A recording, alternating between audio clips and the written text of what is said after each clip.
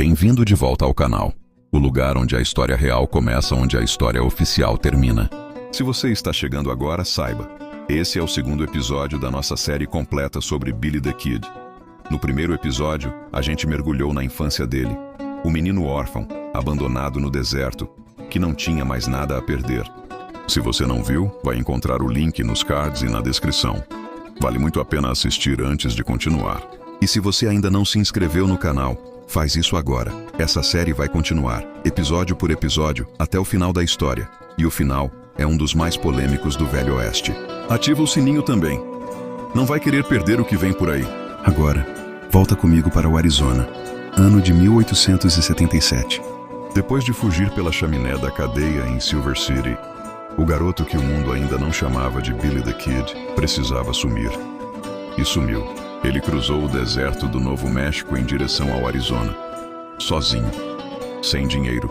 Sem destino certo. Com apenas o instinto de sobrevivência que a vida tinha brutalmente instalado nele desde os 14 anos. O Arizona de 1877 não era lugar para fracos. Era uma fronteira real, no sentido mais cru da palavra. Terras disputadas entre colonos, fazendeiros, exércitos e povos nativos. A lei era fraca onde existia, e onde não existia, reinava quem tinha mais força ou mais bala. Foi nesse cenário que o garoto chegou ao Camp Grant, um pequeno assentamento militar no sul do Arizona. Um lugar de mineradores, cowboys, soldados e todo tipo de homem que havia deixado o passado para trás em algum lugar. Ali, ele conseguiu trabalho numa ferraria. Trabalho duro, braçal, mal pago, mas era comida e teto. E por um tempo, foi o suficiente. O problema? A ferraria tinha dono. E o dono tinha um nome que o garoto aprenderia a odiar. Frank Cahill, conhecido por todos como Windy. Frank Windy Cahill era tudo que o nome sugeria. Barulhento, arrogante e cheio de ar. Era um homem grande, forte, com o tipo de presença física que intimidava antes mesmo de abrir a boca. E ele sabia disso. Usava isso. Na hierarquia informal do Camp Grant, Cahill era o tipo que estabelecia domínio pela força, que escolhia alvos menores, mais fracos, para demonstrar poder na frente dos outros. E o garoto da ferraria era o alvo perfeito, magro, jovem, sem família, sem ninguém para responder por ele. Os registros históricos e os testemunhos da época descrevem um padrão claro. Cahill humilhava o garoto regularmente. Chamava de nomes, empurrava, jogava na lama, às vezes literalmente, na frente dos outros trabalhadores. E o garoto aguentava, porque o que mais ele poderia fazer? Não tinha para onde ir, não tinha ninguém. A ferraria era o único ponto fixo que tinha, mas existe um limite. Em todo ser humano existe um limite. E em 17 de agosto de 1877, Windy Cahill chegou nesse limite. O que exatamente aconteceu naquele galpão naquela noite? As versões variam, mas o resultado ninguém contesta.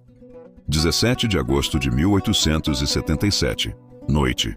O galpão da ferraria estava com alguns homens. Calor, poeira. O tipo de ambiente onde os nervos já ficam à flor da pele por natureza.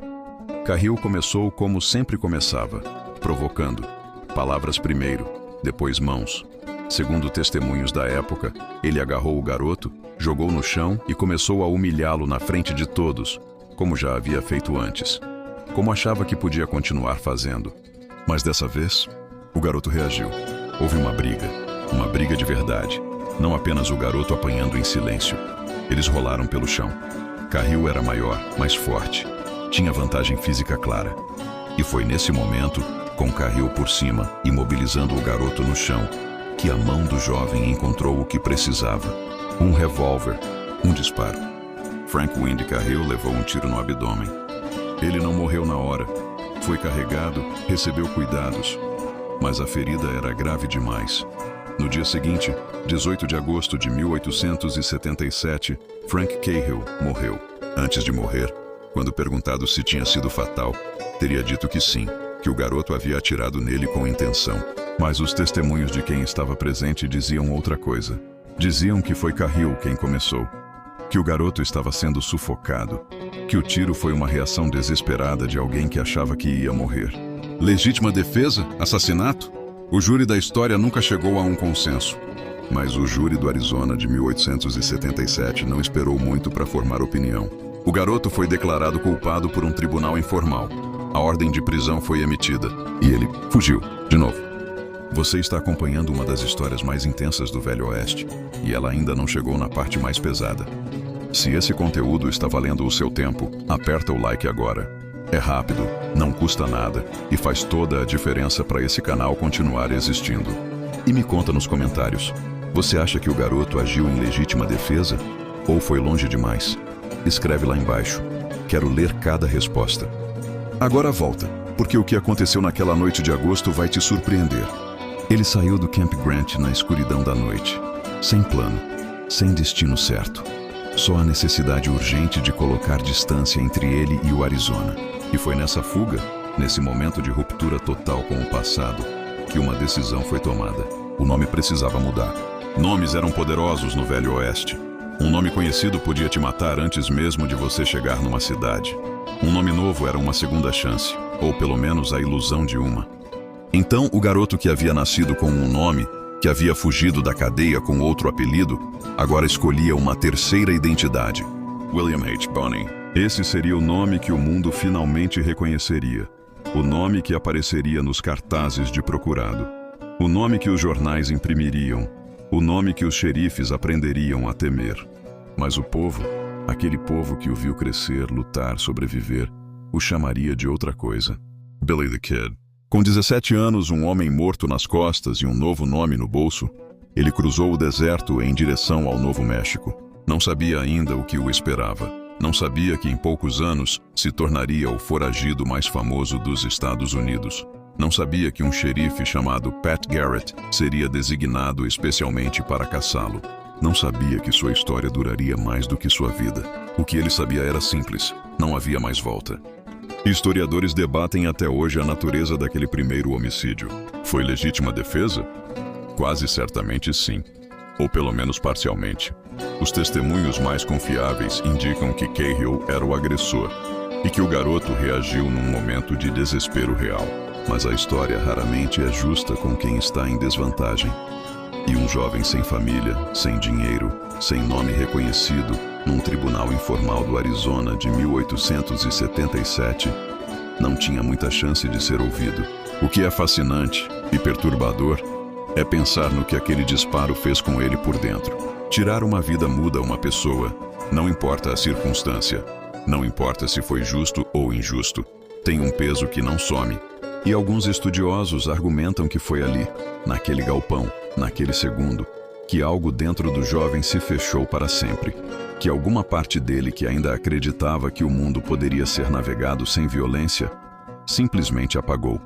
A partir dali, a violência não seria mais um último recurso, seria uma ferramenta, uma linguagem, a única que o mundo havia consistentemente respondido. Não é uma justificativa, é uma explicação. E entender a diferença entre as duas coisas é o que separa a história real do mito. Com um homem morto, um novo nome e o deserto pela frente, Billy the Kid entrou no Novo México. E o Novo México nunca mais foi o mesmo.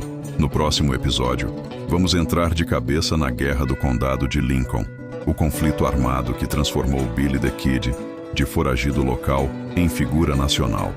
Fazendeiros poderosos, pistoleiros de aluguel, corrupção, traição e batalhas no meio de cidades inteiras. Vai ser o episódio mais intenso da série até agora.